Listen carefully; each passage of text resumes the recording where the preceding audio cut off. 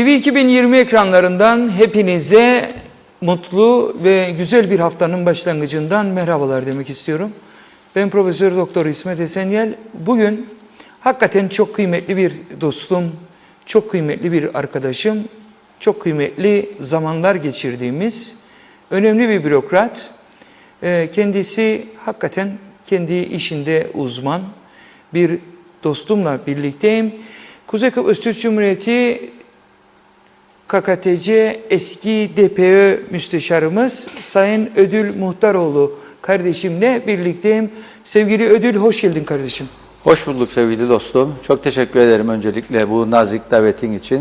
Seninle bu programı yapmaktan ben de büyük keyif alacağım. Bizi izleyenler de umarım mutlu olurlar. Tabii bilmiyorum bizim buradaki sosyal medya hesaplarından da soru sorabilirler mi bilmiyorum. Programın içeriğinde nasıldır? Yani programa yönelik olarak da soru sorarlarsa, yorum yaparlarsa mutlu oluruz biz de. Hem onların sorularını cevaplarız hem programı zenginleştiririz hep birlikte.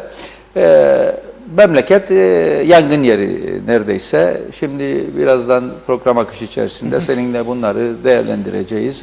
Hem ekonomik konular hem sosyal konuları hem de yaklaşan belediye seçimlerini birlikte yorumlayacağız. Umarım bizi yurt içinden ve yurt dışından izleyen bütün izleyicilerimiz için de keyifli bir program olur, bilgi edinici bir program olur. Hayırlısıyla başlayalım. Sevgili Ödülcüğüm, ben tabii ki senin yıllardır Devlet Planlama Örgütü'nde yaptığın işleri fevkalade yakından takip eden ve son derece de 2 dönem birlikte çalıştık biz seninle. Ben Turizm Bakanlığı müsteşarıyken oradaki işleri ve işleyişi de senin bir disiplin yapı içerisinde nasıl ele aldığını yakinen gördüm ve bunlara tanık oldum. Şu anda 38 milyar 500 milyonluk bir bütçe açıklandı 2023 yılı için. Sen de bir Devlet Planlama Örgütü eski müsteşarı olarak bu bütçeyi nasıl görüyorsun? Önce bu bütçe üzerinde biraz kafa yoralım, senden istirhamım odur. Ondan sonra tabii ki önemli bütçe kalemlerini konuşalım seninle. Hepsi, bütün bütçeyi ele alacak öyle bir zamanımız da yok ama önemli başlıkları senden istirham ederim. Bu 38 milyar 500 milyonluk 2023 KKTC bütçesi nedir? Ne anlama geliyor? Ne olması gerekirdi? Evet, tabii ki şimdi genel anlamda bir değerlendirme yapalım. Ana eksenlere bakalım. Çünkü bayağı zaman alacak bize bu detaylara girmek. Ben tabii ki kendi değerlendirme açımdan bazı hususları gündeme getireceğim burada. Detayları da birlikte paylaşırız. Hem kendi bürokrat dönemimizde yaşadığımız bütçe tecrübelerinde paylaşırız. Tabii. O biliyorsun o bütçe pazarlıklarını çok iyi biliyorsun. Kesinlikle. Biz onlara hatırlarsan at pazarlığı dedik. At pazarlığı. Değil evet. mi yani? Ama unutma, koyduğumuz çok önemli açılımlar vardı sevgili Ödül. KKTC görüşü diye. Tabii. Hatırla? Tabii. O protokol görüşmelerinde de o vardı. Aynen öyle. Türkiye Cumhuriyeti'nde yürüttüğümüz ama kendi içimizde de Maliye'de bütçe dairesiyle yaptığımız görüşmeleri hatırlıyorsun. Oradaki o at pazarlıklarını. Kesinlikle. Ve orada neler yaşadıydık. Tabii ki ufak şeylerdi. Onlar yani rakamlar çok ufaktı aslında değerlendirdiğimde global anlamda ama o ufak rakamlarda bile ne kadar müzakere ettiğimizi hatırlıyorum ben de. Şimdi tabii bütçe bu yaşanan yoğun enflasyon ve devalüasyon ortamından ötürü önemli oranda bir artış kaydetmek zorunda kaldı. Geçen yılki bütçeye göre ve giderlerde %180, gelirlerde %191 bir artış oldu. Şimdi tabii ki izleyicilerimiz soracak bize neredeyse %200'lere varan bir bütçe büyüklüğü oldu. Bunun sebebi nedir? Bunun en önemli sebebi 17 milyardı geçen sene. 17 milyar 18.8'e yükseldiydi. Tadil bütçeğine. Tadil bütçeğine hatırlıyorsun. Anladım. Şimdi gelinen noktada 35.8 milyar TL'ye dayandı bütçe. Şimdi bunun en önemli sebebi sevgili dostum tabii ki yaşanan enflasyondan kaynaklı hayat pahalılığı ödeneğinin çalışanların ve bütçenin üzerindeki yükünü artırması. En önemli sebep bu. Zira baktığımız zaman bütçemizin de yaklaşık %77'sine denk geldiği için bu kamu görevlilerinin, kamu emeklilerinin, sosyal sigorta emeklilerinin ve bunun yanında işte bunların sosyal güvenlik, sosyal sigorta ihtiyaç sandığı harcamalarıyla birlikte oluşan toplam bütçenin %77'sine denk geldiği için bu rakam da geçen seneye göre %180 artmış bulunuyor. Bütün bunlara rağmen bütçe açığı da son yılların rekoruna ulaştı. 3 milyar 150 milyon TL'ye geldi bütçe açığı. Ama dikkatini çekerim, hatırlayacaksın. O protokol görüşmelerinde de gündeme gelirdi. Türkiye Cumhuriyeti yardım ve kredileri. Evet. Biliyorsun bizim bütçede şu andaki toplam rakamı bunun 8 milyar. Yani bütçenin %25'i bak. Bizim bütçe gelirlerinin %25'i Türkiye Cumhuriyeti'nden gelecek olan yardım ve kredilerle beraber. Yardım ve hibeler de aslında. İşte yardım hibedir zaten. Kredi de dediğimiz şeye gelendir. Bütçe açığına gelen ve borç hanesine yazılan, dolar bazında borç hanesine yazılır krediler. Onun için kredi denir. Yardım ve hibe de değil. Dolar bazında. Bunu özellikle söyleyelim. Evet, dolar bazında yazılır. O bunlar krediler. Hibeler ve bağışlar dediğimiz bunun içine ne girer? Savunma harcamaları girer, hibeleri, bağışların içerisine reel sektör destekleri girer ve altyapı yatırımları girer. Bunlar bağış ve hibelerdir. Kredilere ne girer? Kredilere de şu girer, kamu maliyesine, bütçe açıklarına katkı girer. Bunlar da bizde kredileri oluşturur ve döviz bazında. 8 milyarın 5,5 milyarı hibe ve bağış, 2,5 milyar da krediden oluşuyor bu bütçede. Toplam 8 milyar, bütçe gelirlerinin 1/4'i. Tamam. Önemli rakam. Bir durum maruzatı arz edeyim. Buyur. Bu dediğin 8 küsuratlık milyar eğer ki gelirsadır. 3 milyarlık açık. Yani ne demektir bu işin Türkçesi?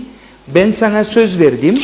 Evet. Bu 35.800'ün 8 küsuratlık milyarını 1 Ocak'tan 31 Aralık'a kadar sana vereceğim. Evet. Bunun Türkçesi. Budur. Da ona istinaden bile bu kadar bir bütçe açığın olacak.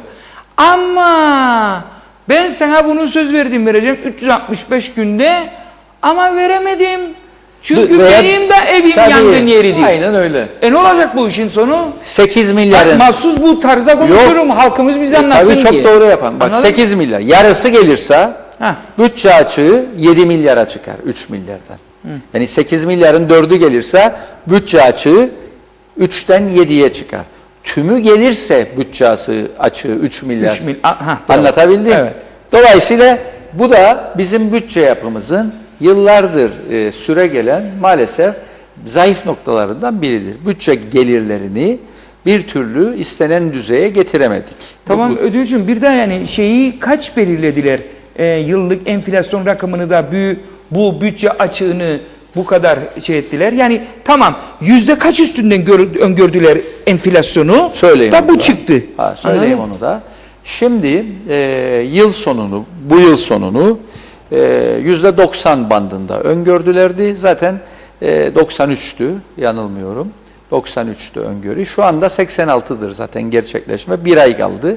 Bir ay kaldı. O da açıklanacak. Yani orada bir öngörüde çok büyük bir sapma yoktur. Çünkü biliyorum ben o öngörüyü yapan arkadaşlar bizim ekiplerimizdir. Devlet Planlama Örgütü'nde Güzel. bu konuda uzmandırlar. Güzel insan. Evet. Şimdi 2023'ün birinci 6 ayındaki öngörü birinci 6 ayındaki öngörü %25'tir.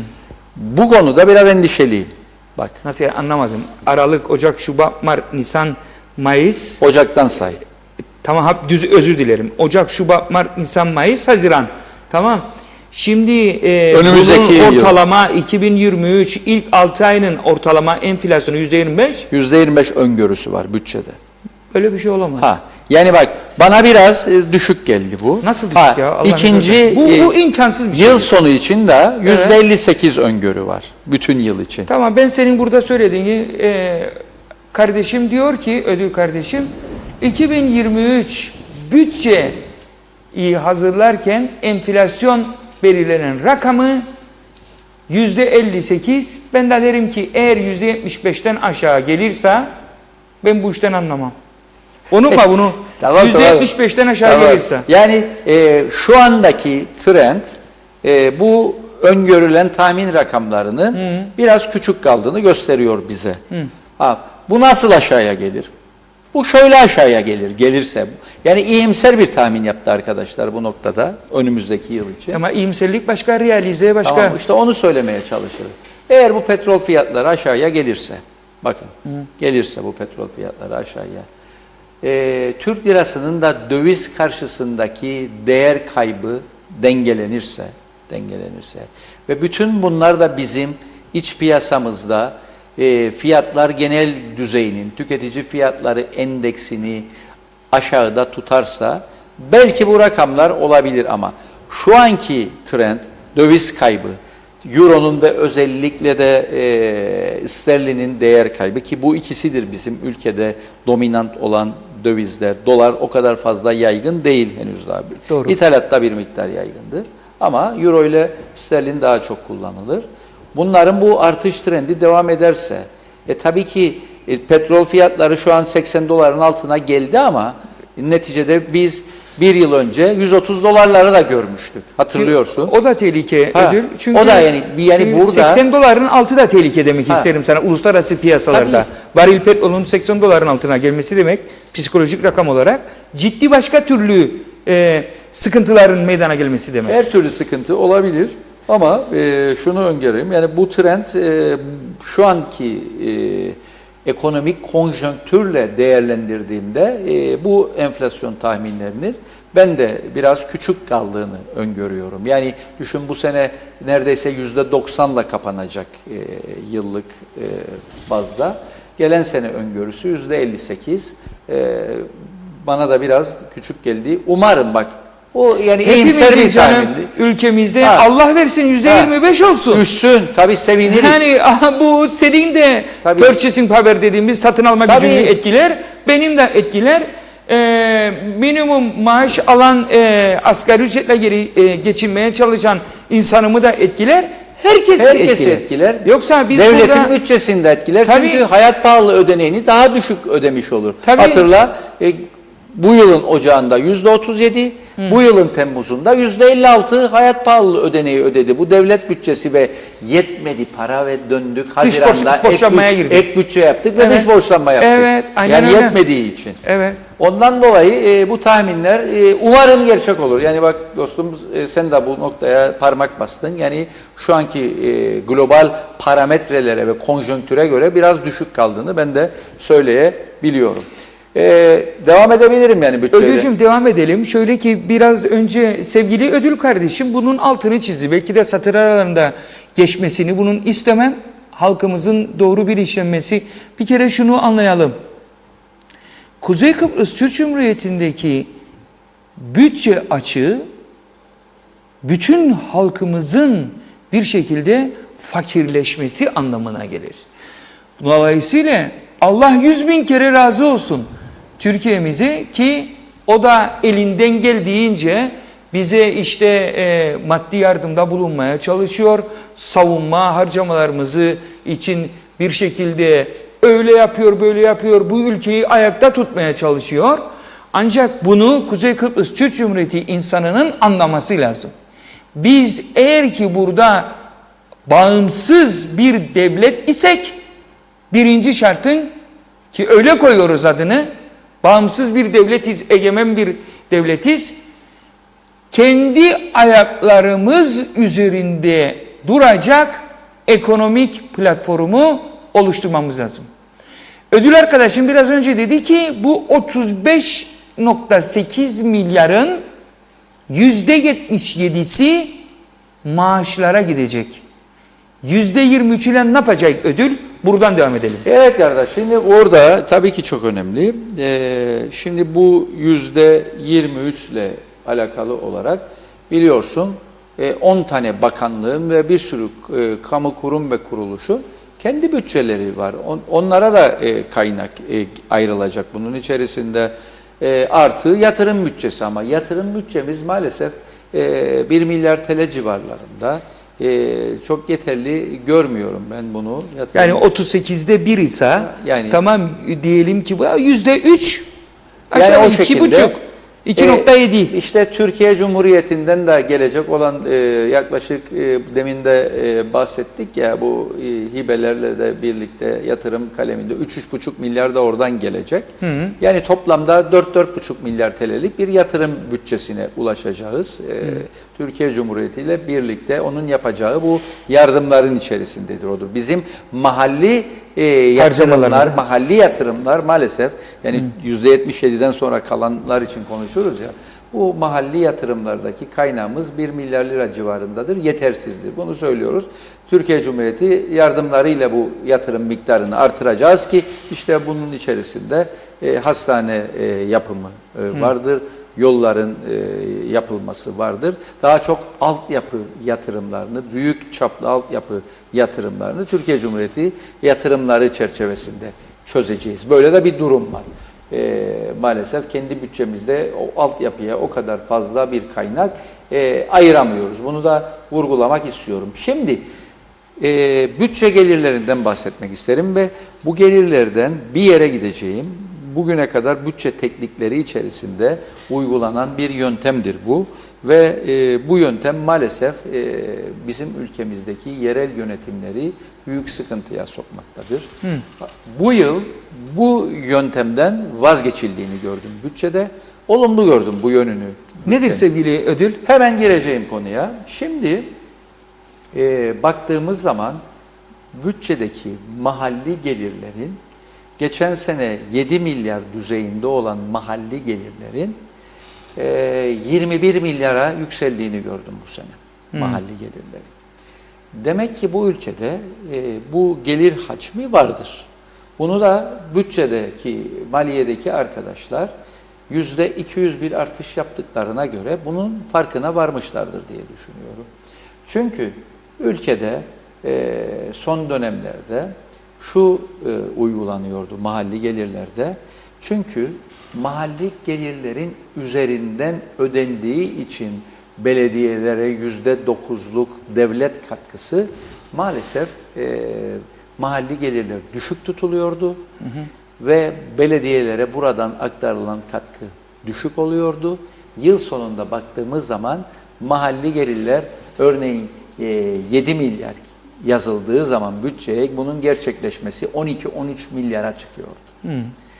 Ve ne oluyordu? Belediyelere aktarılacak olan kaynakta bir azalma oluyordu. Evet. Bu yanlış bir uygulamaydı. Bundan daha sonra hükümet ve Maliye Bakanlığı kendine bir pay çıkarıyordu. Bakın biz mahalli gelirleri artırdık, yüksek performans gösterdik. Bu yüksek performansa bağlı olarak mahalli gelirlerimiz çoğaldı. Ama işin gerçeği o değildi.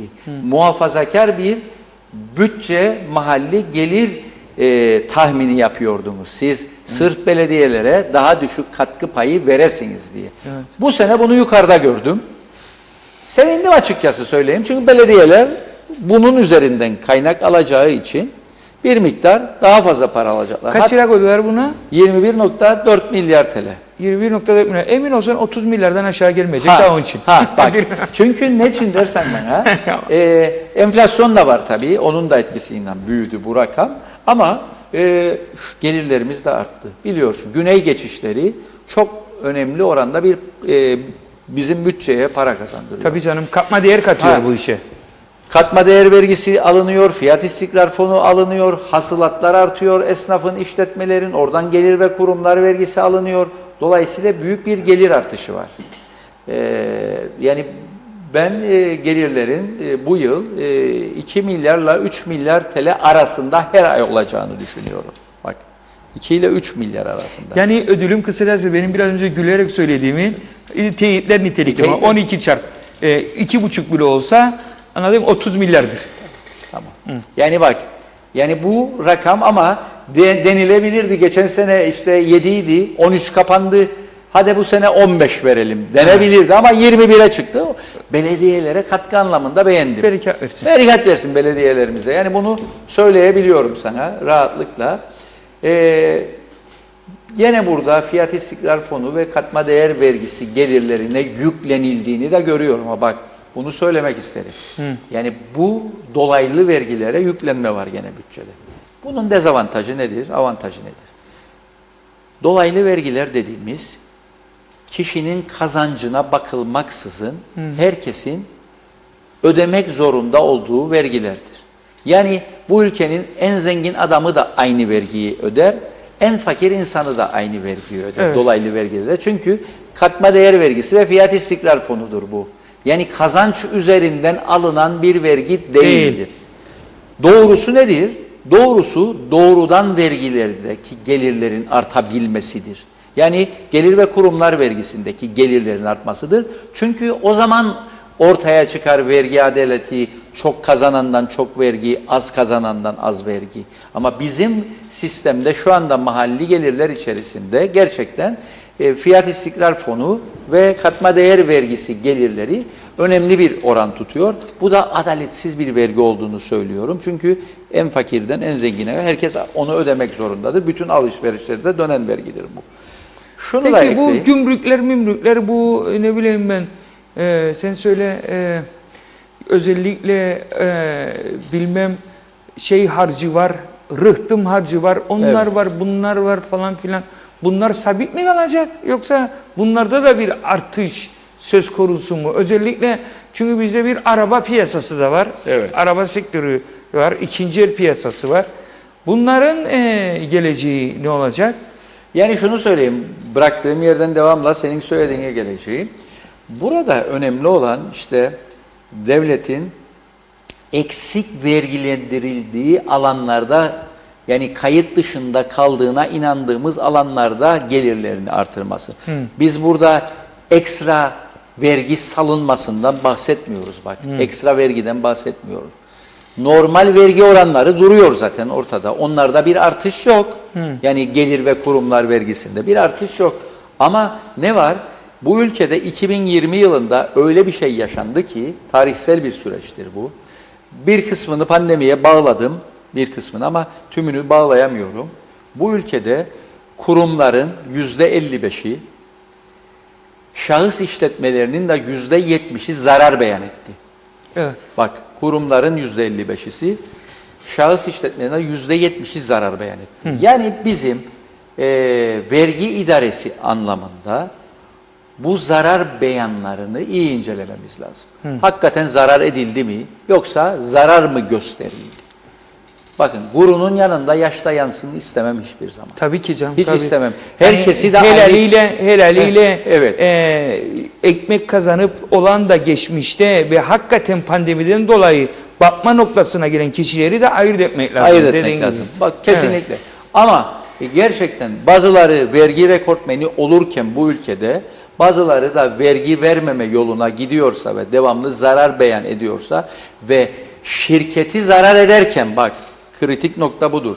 Şirket zarar ederken senin şahsi servetinde kardeşim çoğalma oluyorsa, bankada mevduatın şahıs olarak artıyorsa, gayrimenkullerin çoğalıyorsa, lüks bir yaşam yaşıyorsan ve şirketin zarar ediyorsa kimse kusura bakmasın. Burada bir sıkıntı var demektir. Bunu nasıl denetleyecek devlet olarak? Vergi idaresi denetleyecek bunu. Vergi idaresinin, ben Türkiye'de vergi idaresine de gittik çalıştık da belli süreler oradaki arkadaşlarla istişare de yaptık. Müthiş denetim ekipleri kurmuşlar ya. Müthiş. Ve bu vergi denetimlerini yapıyorlar. İnceleme yapıyorlar. Bu vergilerle ilgili masaya yatırıyorlar. Bu zarar eden, devamlı zarar eden firmaların hakikaten zarar edip etmediklerini kontrol ediyorlar. Dediğim gibi şirketler, kurumlar zarar ederken, tüzel kişilikler zarar ederken gerçek kişilerin serveti artıyorsa bunu inceliyorlar. Ve bu kayıt dışında kalmış, eksik vergilendirilmiş vergileri de kayıt altına alıyor. Ben inanırım bunlar yapılırsa bizim bu bütçelerimizde bu mahalli gelirlerimiz daha da artacak. ve bütçe açıklarımız daha da minimize olacak. Çünkü sen sektörün içindesin, çok iyi biliyorsun. Pandemiden sonra turizm sektöründe de iyileşmeler başladı. Ve bu devam Şükür edecek. olsun. Evet, evet. Bu devam edecek. Ulaşım sorununu da çözebilirsek. Evet, evet. Yani bu gerek charterler olsun, gerek direkt işte buraya uçan firmaların çoğalması, sefer sayılarının çoğalması, Türkiye pazarının bile buraya uygun uçak biletleriyle gelmesini bile sağlarsak biz turizmde önemli bir ivme yakalayacağız. Tekrar pandemi öncesi durumlara 2017'lere, 18'lere belki de geleceğiz. Yani. Aynen. Ve o zaman bu gelirler daha da artacak. Bizim düşün, güney geçişlerinden bahsettik. Senede 2-2,5 milyon kişi geliyor güneyden. Baktığımızda müthiş bir büyük rakam. rakamlardır Aynen. bunlar. Yüksek öğrenim çalışıyor. Yine onun içerisindesin. Aynen. Çok yakından biliyorsun. Aynen. Ülkede 90 bin aktif öğrenci var. Evet. Bunun baktığımızda 75 bini yabancıdır Türkiye Cumhuriyeti ve 3. ülkeler. Burada da ekonomiye büyük bir dinamizm katıyorlar. Dolayısıyla ben bu kayıt dışındaki ekonominin kayıt altına alınmasıyla birlikte sektörlerimizin bu dinamizminin artacağını ve bu bütçe açıklarının biz 2018 bütçesini çok iyi hatırlayacaksın. Türkiye Cumhuriyeti kaynaklarından çok az rakam gelmesine rağmen 53 milyon artıda kapattı. Evet, hemen hemen hiç 53 milyon para gelmedi Türkiye'ye. Evet, 53 milyon artı savunma da gelmedi. Savunma da gelmedi ve şimdi çok enteresan. Çünkü biz kendi bütçemizden karşılardık savunmayı. Tabii, ondan karşıladık. Yani bütçe artı da verdik. Onu da söylüyorum. Ödülcüm işte konu. Yani bu ülkenin kardeş, sözünü kesiyorum vallahi. Bu ülkenin kendi dinamikleri bu gelirleri yaratabiliyor. Evet. Yeter ki doğru çalışmalar, doğru programlarla yönetelim. Bu ülkede sen biliyor musun bizim dönemden sonra, biz ayrıldıktan sonra hiçbir ekonomik program ve plan yapılmadı. Biz hatırlan Devlet Planlama Örgütü sizinle işbirliği yaparak orta vadeli program yaptık. OVP yaptık. OVP yaptık. Ya 4 sene, 5 sene üst üste yaptık. Bravo. Ya ben işte bir tane yapılmadı 2019'dan sonra. Ödülcüm ben bunlara hayret ediyorum zaten.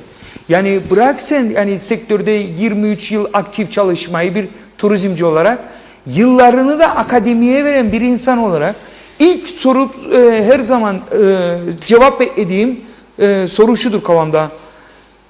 Plan, proje, program 3P. Plan, proje, program artı icraat. Aynen. Ya ben ölüyorum yani. Ben bu ekranlardan tamam en azından kendi alanım olan turizmde. Tamam şimdi sen de konuşuyorsun çok güzel. Ya bir OVP yapıldı. Orta vadeli plan yapıldı.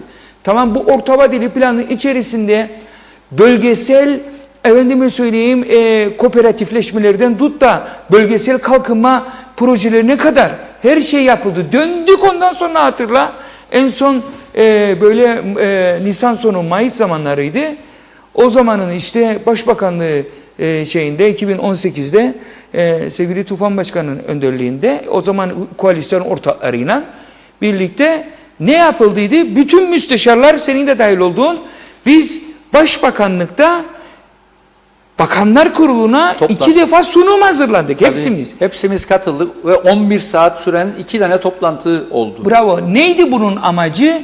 Kendi ayaklarımız üzerinde durabilecek olan ekonomik girdileri çoğaltmak ve bir şekilde bakanlıklar bazında işte bütçe açığımızdır, odur budur. Çünkü Türkiye'nin o zaman da durumu meydandaydı. Anladın? Kaynak zor geliyordu ki birisi yanlış anlamışız insanımız.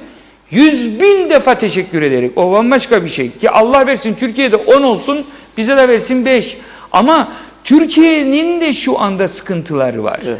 Ekonomik anlamda. Dolayısıyla biz eğer ki kendi başımıza bir ekonomik platform yaratamazsak, güçlü kendi ayakları üzerinde duran, bu film nereye kadar gidecek? O yüzdendir ki hatırla, çok ciddi bir kaynak. Ben çok iyi hatırlarım. İsteyen olursa da yollarım. Buradan açıkça da şey diyeyim, rakamını da hatırlarım.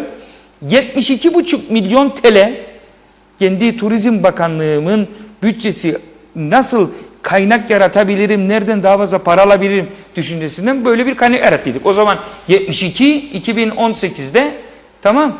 Şimdi Allah bilir ne kadar oldu o para. En az 150 milyondur o para. 3 katını. Anladın? Tamam işte yani Bunları konuşmak lazım. Ödül ne diyorsun? Ya hakikaten işte ona geldim ben de. Dediğin gibi o Bakanlar Kurulu toplantılarına katıldıydı müsteşarlar da hep birlikte. Ve orada nasıl gelirleri artıracağız, nasıl giderleri azaltacağız, tasarruf yapacağız, bunları konuştuyduk ve çok verimli sonuçlar aldıydık o dönemde. Zaten akabinde de bir iki ay içerisinde de dörtlü koalisyon hükümeti maalesef bozulmuştu, hatırlarsın o dönemi. Ama tekrar vurgulayayım, bu ülkede 2019'dan sonra hiçbir plan program yapılmadı hükümetler tarafından. Bunu vurgulayalım. Ve büyük eksikliktir bu. Planı programı olmayan bir hükümet nasıl ilerleyecek, hangi yol haritasını kullanacak, hangi kilometre taşlarını kullanacak ve ben hatırlıyorum o günlerde biz tabii ki bu konuyu başka platformlarda da dikkate getirdiğimizde, söylediğimizde şunu izah etmiştik. Dedik ki yapın be arkadaşlar dediydik. Bu planları, programları da ona göre elinizde bir yol haritası olsun. Bununla ilgili bütçelemelerinizi öngörüsünüz bu plana, programa Aynen öyle. göre. Çok özür dilerim. Bir kardeşimiz, Atilla Geçer kardeşimiz sana diyor ki Sayın Muhtaroğlu diyor, kıssadan Kıbrıs'ı soyuyorlar desene diyor. Yani buradan sevgilerimizi, saygılarımızı iletelim. Sevgili Ramazan abimiz, sevgili Ramazan Zaz abimiz bir şey yazdı. Onu okuyayım. Herkesin okuruk açık. Sevgili Ramazan abimiz diyor ki Diyarbakır'a diyor sevgili Ersin Tatar'ın diyor sokağın isminin bir sokağa verildi diyor. Bu nerece doğru? Biz ne konuşuruk? Sevgili Ramazan'ım sen ne yazdın? Bir şey değil ama ben bilmezdim. Aldığım haberlere göre de diyor büstü de dikilmiş. Vallahi ben bilmem, ben çıkınca araştıralım bakalım. Neyse ben çok teşekkür ederim söylediklerine diğer arkadaşımızın da. Şunu ifade edeyim tekrardan. Sizin bir planınız, programınız ve projeleriniz yoksa nasıl ilerleyeceksiniz? Bunların maliyetini çıkarmazsanız, bütçesini çıkarmazsanız gelirlerinizi nasıl oluşturacaksınız? Ve hiç unutmuyorum o dönemde bu 2020-2021 yılları içerisindeydi. Bir bakan arkadaş çıktı ve dedi ki pandemi vardı dedi. Nasıl biz orta vadeli programı yapacaktık dedi. Bakın pandemi vardı. Ya o kardeşim dedim ben de bu mazeret midir? Bütün dünya yaptı bunu ve daha itinayla yaptı. Tabii. Ve bu plan ve programa göre pandemiyi yönetti insanlar. Tabii ki 19 ay. 19 ay. Siz yani mazeret mi koyuyorsunuz pandemi olmasını ve bir orta vadeli programı yapmadınız bu ülkede ve gerekçe olarak da pandemi vardı dediniz. Lütfen bize böyle softa şaşırtması yapmasın kimse. Esas o dönemde yapacaktınız ve insanlara, özel sektöre, işsiz kalanlara katkıları, hibe katkılarını o dönemde yapacaktınız. Bu plan ve programlar çerçevesinde yapacaktınız. 1500 liraları bile veremediniz insanlara. Doğru dürüst süründürdünüz insanları. Çünkü yoktu bir hazırlığınız, bir öngörünüz yoktu. Hükmü garaguşi işlerle bunları yürütmeye çalıştınız ve çakıldınız ondan sonra. O yüzden bu son 3-4 yıllık hükümetleri sevgili dostum ben plan ve proje bakımından sınıfta kaldıklarını söylüyorum. Rotasız bir gemiye benzetiyorum. Aynen ben de. Okyanusta rotasız giden bir gemi gibidirler. Çünkü hiçbir plan program yapmadılar, projelerini hazırlamadılar. Her gün suni krizler yarattılar, anayasaya aykırı işler yaptılar, yasalara uymadılar. Bu memlekette kaos ürettiler. Bunu gördük ya. Şimdi ben şöyle bir şey, aslında biraz hassasım bu konuda. Yani hakikaten pandeminin getirdiği ciddi bir sıkıntı olduğu ülkede ödül. Yani ben kendimi koyuyorum pandemi döneminde siyaset yapanların yerine, ki burada hakikaten şöyle bir olay da var. %100 vizyon olarak sınıfta kaldılar. 99 demem sana bak. Vizyondan bahsederim. Plan program yapmadan bahsederim. İşte bak PPPİ derim ben. Plan, proje, program ve icraat. Şimdi biz en güzel yaptıkları icraat ne oldu biliyor musun? Ben sana söyleyeyim. Maalesef Maalesef. Çok üzülüyorum bundan. Bu ekrana dönüp halkımıza burada söyleyeceğim. çok ciddi bir tehlike yaşanmaya başladı. Özellikle bu yerel seçimlerimizde yavaş yavaş Ödül kardeşimle de ona yumuşak bir geçiş yapmak isterim. Halkımız ayrıştırılmaya çalışılıyor. Yani işte yönünü Türkiye'ye itenler, yönünü efendime söyleyeyim yok Belçika'ya, yok bilmem nereye itenler. Bu ülkedeki bütün insanların yönü Türkiye'dedir. Bir kere bunu herkes anlasın. Bu ülkede en solcusundan tutun da en sağcısına kadar, en liberaline kadar, en demokratına kadar, en faşistine kadar herkesin yönü Türkiye'ye bakar. Bunun dışında kimse böyle kelime oyunlarıyla halkımızı kandırmaya kalkmasın. Bu çok büyük bir ayıptır ve günahtır. Ne demektir ya? Yok yönünü Türkiye'ye çevirenler, yok yönünü Türkiye'ye, Belçika'ya çevirenler, Paris'e çevirenler. Allah aşkına ya. Bir tek bu mu kaldı bizim şu anda? Gelin bunları konuşalım. Kaç tane uçak geçireceksin bu memlekette? Kaç tane uçak sayısı çoğaltacaksın bu memlekette? Kaç tane havayolu şirketini çoğaltacaksın bu memlekette? Gelin bunları konuşalım. Gelin turizm gelirlerini konuşalım. Gelin bir orta vadeli plan konuşalım. Gelin bize deyin ki biz bunları icraat olarak yapmayı düşünüyoruz. Ve havaalanımız da bu zamanda açılacak. Ve buna müteakip olarak da biz bu icraatları yapacağız. Allah aşkına ya. Vazgeçin böyle suni gündemleri yapma. Bunu yaparken siz Türkiye'yi de zor durumda bırakıyorsunuz. Gerçekten yapmayın. Ve çok üzülüyorum ben. Bu ülkenin bir aydın insanı olarak. Bir tek bu mu kaldı artık prim yapacağımız? Ve bunun üstünden efendime söyleyeyim 3 tane, 5 tane, 10 tane, 20 tane daha oy alacak. Yapmayın günahtır Allah'ınızı severseniz ya. Gerçekten yani ben bunu bugün duydum. Sabahleyin arabama bindim işime gideyim. Bu çok günah bir şey. Ne demek? Anavatanımızdan siz bizim anavatanımızdan daha fazla sevemezsiniz. Bunu da söyleyin. Açık söyleyin. Biz sizden daha fazla severek anavatanı. Onun için yapmayın Allah'ınızı severseniz. Evet Ödül. Evet sevgili dostum yani iyi söyledin. Bu noktada yani bu belediye ve yerel seçimler gerçekten projelerin konuşulacağı mecralardır.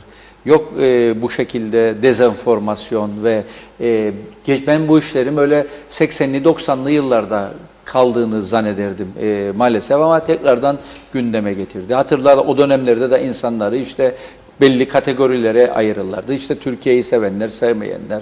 Yok ya işte, böyle bir şey olabilir mi ya? Rumlarla senin ailende şehit yoktur. Var tabii ya. Benim ailemde de şehit vardı. Var tabii. Nedir ya bu iş ben yani, anlamadım. yok işte Rumlarla anlaşma yapmak isteyenler, yok işte Türkiye ile yürümek isteyenler. Öyle bir şey yoktur. Bu ülkede bütün insanlarımız bu mücadelenin içerisinde yer almışlardır.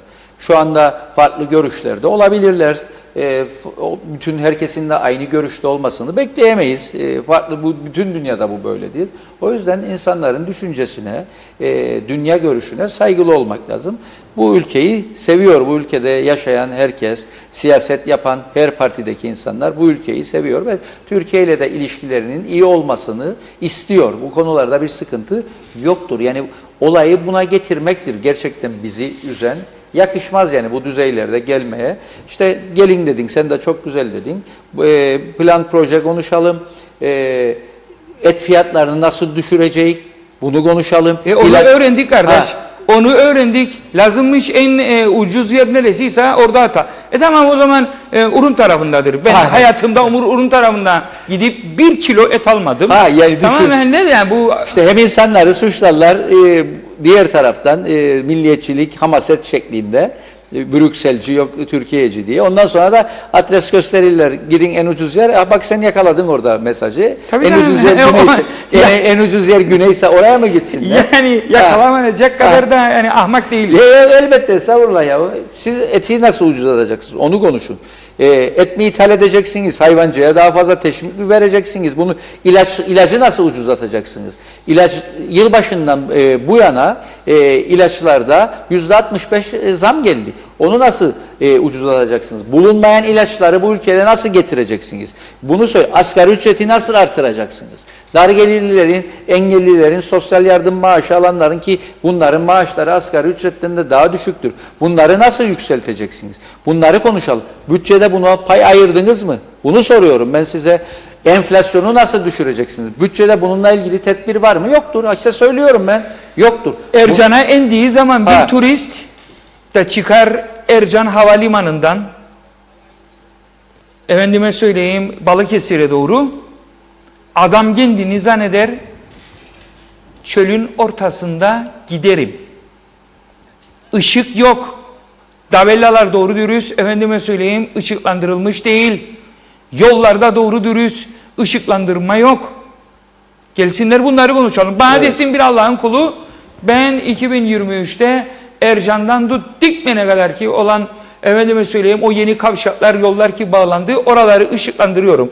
Desinler ya, biz de duyalım. Aynen bunları konuşalım. Yani bunu isterik. Biz yani konuşalım. Yok böyle gündem dışına suni gündemler yaratıp insanların yani aklıyla dalga geçmedir bu. Hakikaten ya.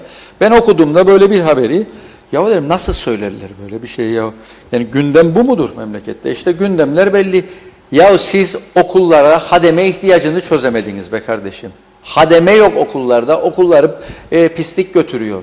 Aylardır bu eylemler devam eder. Eskiden hatırla, tamam mı? Bu ülkede hademeler okula kadrolu alınırdı. Tabii canım. Sınavla alınırdı, kadrolu alınırdı. Kesinlikle benim ilkokulda okuduğum dönemlerde de bu böyleydi. Böyleydi değil mi? Tabii ki öyleydi. Kolejde okuduk gene Evet, öyleydi. öyleydi. Tamam. Bunlar çıkardılar, şimdi bir taşeron hizmet alımı çıkardılar. Aklı sıra daha iyi bütçeymiş, daha iyi koruyacaklar. Tasarruf yapacaklarmış. Ya o okullar pislikten gidiyor ya. Siz bu devlette, bu ülkede yıllardır çalışan bir sistemi bozdunuz. Bu ülkeye kadrolu okullara, devlet okullara kadrolu hademe almaktan vazgeçtiğiniz an krizler başladı. Bunu çözelim. Yaz gelir, okullarda tamirat, tadilat yapacağınıza, yapmazsınız, okullar açıldığı zaman başlarsınız. Elinize yüzünüze bulaştırırsınız. Geçen gün Mausa'da sınıfın tavanı çöktü. İyi de çocuklar yoktu orada. Evet onu Yahu izledik işte basından. bütçede biz bunları görmek isteriz. Tabii canım. Yani benim sevgili Ödül, hakikaten bazen söyleyerek de sinir katsayımız yükselir. Biz aslında şöyle bir şey sana söyleyeyim. Siyasetin en göbeğinde olan geçmişteki insanlar olarak da şöyle bir şey. Ya muhalefet partileri kendilerine göre bir insanlarla şey yapabilir. Yani kendi işlerinde ittifak kurabilirler. Sağ partileri de kurabilir. Şimdi olduğu gibi hiç önemli değildir bunlar. Ki yani demokrasinin bir şekilde eğer ki ittifaklaşma yerel seçimlerde böyle bir şey veya genel seçimlerde hiç sıkıntı değildir. Asla biz orada değiliz. Bizi üzen şey 300.000 kişi bir toplumun, ki bunların içerisinde kaçta kaçıdır öyle, kaçta kaçıdır böyle demiyorum. 300.000 kişinin bir şekilde bu kadar çok siyasi kutuplaşmaya yönlendirilmeye çalışılmasıdır. Çok günah böyle bir şey.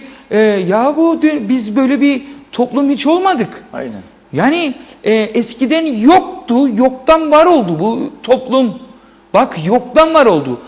Yani 74'ten önce ne sağcılık vardı ne solculuk vardı. Herkes bu vatanı vatan yapmak uğruna toplumsal varoluş. Bak toplumsal varoluş mücadelesi. Biz şimdi diyebiliyor muyuz ki ekonomik varoluş? Yemin ederim bunun sağda solda bir araya gelsinler ve ekonomik varoluş mücadelesi. Yani yıllardır toplumsal varoluş mücadelesini biz ne oradayık ne oradayık. Bir efendime söyleyeyim doğru düzgün yönetilme isteriz. Objektif bakıyoruz. Bak mesela Sayer Aker ne dedi? Sevgiler saygılar sunarım Sayer Bey'e. Çöpleri bile doğru düzgün yok edemeyen bir devletcikte yaşıyoruz. Turisti neyleyim? Biz bize çağ dışı hayatı yaşadıkça diyor sevgili Sayer Aker abimiz. Yani çok teşekkürler. İyi bir noktaya getirdi Sayer Bey hususu. Yahut bu ülkede Avrupa Birliği destekli bir Güngör katı atık depolama tesisi yapıldı. Evet. Uzun yıllar önce. Yahu oranın işletmesini döndük, şey yaptık, ihale yoluyla verdik. Verdik ve ne oldu ondan sonra denetlemedik. Her zaman yangın çıkıyor şimdi orada. Evet, evet. Ya yani bir çöplük alanını özel sektöre ihale edebiliyorsanız onun denetimini de yapın. Hem İçişleri Bakanlığı yapsın hem Çevre Dairesi yapsın. Orada çöp ayrıştırmayı yapamadık. Camlar, alüminyumlar, kağıtlar ayrıştırılmadan atılıyor oraya. Hı hı. Ve orada vahşi bir depolama yapılıyor atıklarla ilgili. İşte belli sürelerle üzerleri toprakla örtülmesi gerekiyor. O da yapılmıyor. Metan gazı sıkışıyor. Ondan sonra patlıyor ve yangınlar çıkıyor. Evet. Yani çöp yönetimini de başaramadılar ya. Yani nereye el atsak batıyor. Şimdi vaktimiz de çok kalmadı herhalde. Belediyelerle birlikte programın sonuna gidiyorsak belediyelerle de ilgili bir şeyler söyleyelim. Lütfen. Yani biz şimdi yumuşak bir geçiş yapalım. Çünkü hakikaten bir de turizm bütçesinden ben bahsedeyim. Bahset. %1.46 ayrıldı. Yani 38 milyar 500 milyondan 523 milyon 400 bin TL konuldu. Bunun tabii ki ciddi bir rakamı yine maaşlara falan filan. Yatırım bütçesi olarak hiçbir şey yok. Planlama ve efendime söyleyeyim tanıtma doğru önemli adımlar yapıyoruz. Yani planlama ve tanıtma dairesinin bütçesi nasıl? Tamam, evlere şenlik. Evlere şenlik. Orada şimdi Türkiye ile yapılan bir sen söyle gentleman agreement var. Ki yani Türkiye bizim tanıtım ve pazarlama şeyimizi hatırla. TUTAYGA denilen bir projem vardı benim. Turizm Tanıtma Yatırım Geliştirme Ajansı. Şimdi Türkiye onu Turizm Yatırım Ajansı olarak 2019'dan beri öyle bir ajans kurdular. Kültür ve Turizm Bakanlığı içerisinde ayrı ve Türkiye'nin o bizdeki yani sen düşün Turizm Tanıtma ve Pazarlama Dairesi'nin bütün fonksiyonlarını üstlendi orada Turizm Yatırım Geliştirme Ajansı. Turizm Geliştirme Ajansı. Şimdi Ödülcüm bizi de onların altında yani işte gittikleri ülkelerde tanıtılacak, gittikleri ülkelerde pazarlanacak. Türkiye ile müşterek bir efendime söyleyeyim tanıtma stratejisine girdik. İnşallah bunun pozitif geri dönüşlerini alırız. Ben fevkalade 3,5 yıl turizm müsteşarlığı yapmış bir insan olarak bunun sonuçlarını görmek isterim. Ama ne derece doğru yapılacak onda şüphelerim var. Bravo. Ben de şeyi merak ederim. Söz açılmışken hemen sana sorayım. Bu charter destekleriyle ilgili yeni bir açılım var mıdır? Ne düşünüyor arkadaşlar? Var mıdır öyle bir şey? Benim bildiğim charter destekleriyle ilgili herhangi bir adım yok. Sadece belli başta iş adamlarının kendi başlarına yaptıkları efendime söyleyeyim açılımlar var. Zaten insanları bin pişman ettik hatırla. Charter uçuşlarına destek veriyorduk. 110'uydu sonra 70'e düşürdük. %70'ini Türkiye karşılıyordu. %30'unu biz veriyorduk ve geriye dönük firmaların bir sürü alacağı var. Ne oldu o alacaklarla ilgili? 110 küsuratını ödediler. Evet. Bir o kadar daha kaldı. Tamam. Ne ödemezler bunları ya? İşte bilmiyorum. Yani o insanları da perişan ettiler. Ettik zaten. Tamam. Şimdi mesela ödül hatırla. Bana buradan sevgilerimi, saygılarımı sunayım kendinize. Çok severim. Resmi ablam hatırla o mecliste deydi. Müsteşar sen verdiğin 20 euro kişi başı Rum kesiminden gelen her turiste Ercan bitti gitti. Resmi ablam Rum kesimi de olmasa bugün bizim turizm tekmil adios bambinos. Yani dua et ki o Rum kesiminden o kapılar bir şekilde geldi de turistler bir şekilde gidip geliyor bu tarafa. 20 euro 80 bin kişi geldiydi etti 1,6 milyon euro. Minimum 3 gün konaklamaya ama ortalama 3 gün konaklayan bir turistin kuzeyde harcadığı ortalama rakam da $480. 500 o kendini 80 bin çarp 500 kaç eder ödül? İşte 100 bin olsa 500 bin yapacak 400 küsur bin. Tamam. Biz 4 milyon. 4 milyon. Bu yandan 1,6 verdin 4,5-5 aldın. Evet. Matematik. Hep söylerim. Resmi havamada söylerdim. Matematik. Her şeyde işin matematiğini bulmak lazım. 20 euro verdin Verecektin, onu da vermedik insanlara. Bir kişi başı turiste sen buradan aldın 20, toplamı 20 euro vereceksin, 500 alacaksın. 20 vereceksin, 500 alacaksın. Yüzde kaç yani arada fark? Yüzde 2500 fark. Çok büyük fark. Ya işte bakın İşte bunların üstünde, doğru hamleler bunlardı. bunların üstünde yapın. Kafa harcayın, zaman harcayın. Ödülcüm başka son... Yani bunlar bilin Amerika'yı keşfetmek değildir. Değildir. Yaşadık Anladın? bu tecrübelerden ders alıp ona göre o politikaları belirlemek lazım, hedefleri koymak lazım. O yüzden biz de bu katkıları yapmaya çalışırız. Ben sadece şunu söyleyeyim, bu belediyelerle ilgili olarak, son olarak vaktimizde kalmadı madem, belediyelerde çok acı tecrübeler yaşadık bu ülkede. Bir sürü belediyelerimiz battı gitti, insanlar perişan oldu. Lefkoşa'dan tut, işte Mausa'ya geç, onun dışında işte bir dönem Lefke'ydi, bir dönem Yeni Erenköy'dü. Bir sürü belediyelerde sıkıntılar oldu. Halen daha dünya kadar borcu olan belediyeler vardır. Ve halen bu seçim döneminde duyduk, belediyelere durmadan istihdam sözü veriliyor. Ya bu ülke çok çekti bundan. Kaldıramaz bu belediyeler bu istihdam yüklerini. Yani vazgeçin bu insanları kandırmaktan. Yani vermeyin bu sözleri bu insanlara, ille de bir seçimde avantaj sağlayacaksınız diye belediyeleri zor duruma sokmayın. Gerçekten. Yani şunu söyleyeyim, yani belediyesinden memnun olan belde hakları, belediyesinden memnunsa yine o belediyesini desteklesin. Memnun değilse de değiştirsin. Bakmasın siyasal rozetine, işte bizim partidendir. Ya o senin partiden olabilir ama o belediyeyi batırıyor veya batırmıştır. Yine mi onu destekleyeceksin sen? Senin partindendir diye. Veya işte bana yardımcı olduydu, şu ne olduydu, bu ne olduydu ama sana bireysel olarak yardımcı olmuş olabilir ama belediyeyi çok kötü yönetti. Veya hükümeti çok kötü yönetti. Dolayısıyla yani bu algılardan vazgeçsinler.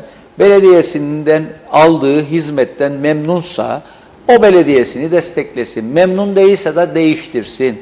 Çünkü neticede burada sizin alacağınız hizmet önemlidir belediyelerden ve doğru hizmet önemlidir. Sağlıklı hizmet önemlidir. Kesintisiz hizmet önemlidir. Buna bakacaksınız siz. Yoksa yani sokaklarda lambalar yanmazsa, kaldırımlar doğru dürüst yoksa, park yerleri doğru dürüst yoksa, ortalık pislik içerisindeyse, hayvanlar döküm saçımsa, hayvanlarla ilgilenen bir belediye yoksa, başıboş bir sürü de hayvan gezer yani. Dolayısıyla kültür sanatla ilgilenmeyen bir belediye ise bu, kültür sanata değer vermiyorsa, sadece çöp toplama, temizlik değildir belediyelerin görevi, değil mi? Kültür sanatla da ilgilenecek belediyeler, eğitime de katkı koyacak belediyeler. Düşün, emlak vergilerinde yasada yeri vardır ya. Topladığı zaman belediyeler emlak vergilerinin %15'ini eğitim kurumlarına aktaracaklardı. Evet. Bunu yapmayan bir sürü belediye vardır. Bunları yapacaklar. Yeşil alanları çoğaltacaklar. Yürüyüş parkurlarını, bisiklet parkurlarını çoğaltacaklar.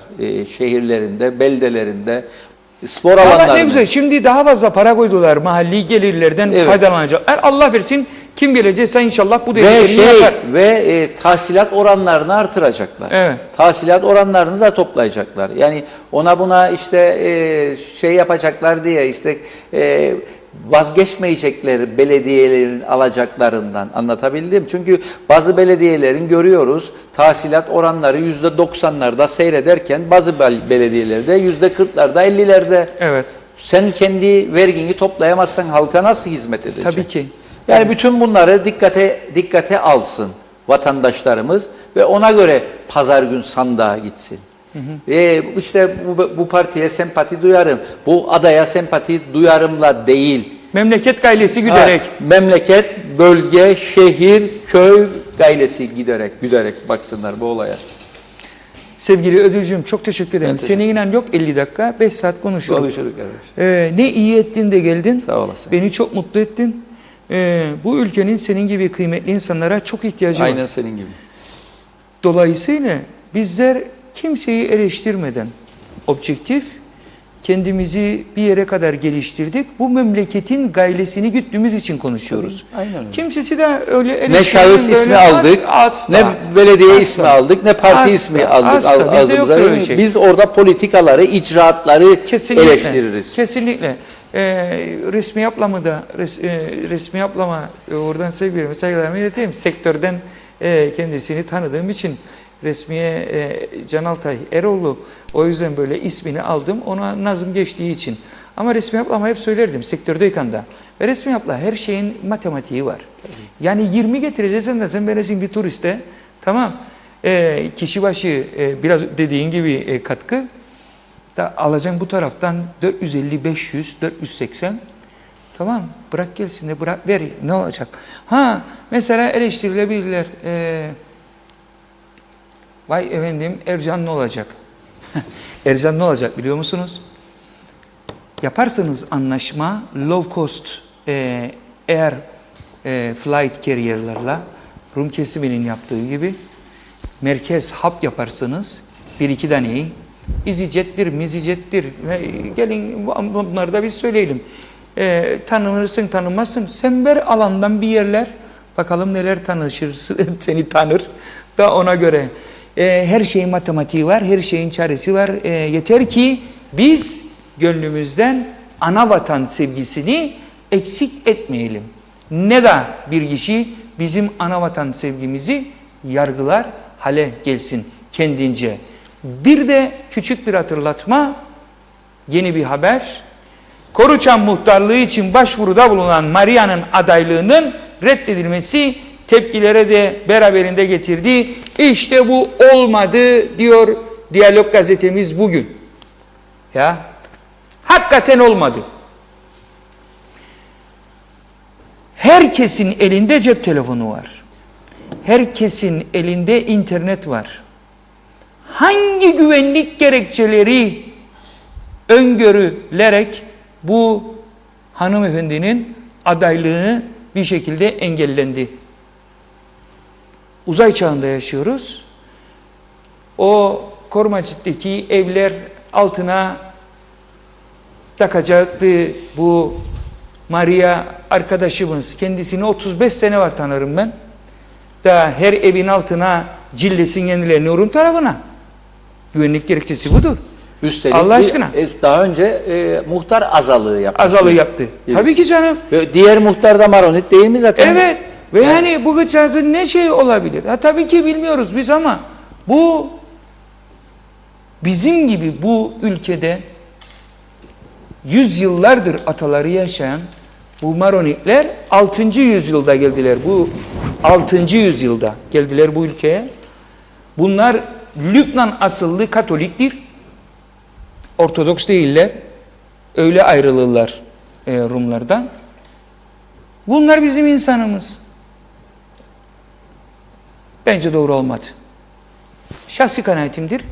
Bence şahsımca ülkemizin içerisinde barış içerisinde yaşamak isteyen insanların arasına nifak tohumu sokmaktır. Bu insanları kırdırmaktır. Günahtır. Evet sevgili de son şeyini alayım. Bence de bu Koruçam'daki muhtarlık olayı şık olmadı. Bizim de tanıdığımız birisidir. Tamamıyla işinde, gücünde, emeğinde olan bir kardeşimizdir Maria'da. Ve Kıbrıs Türk halkını da çok seven birisidir. Ve bir sürü Kıbrıslı Türk de Maria'yı çok sever.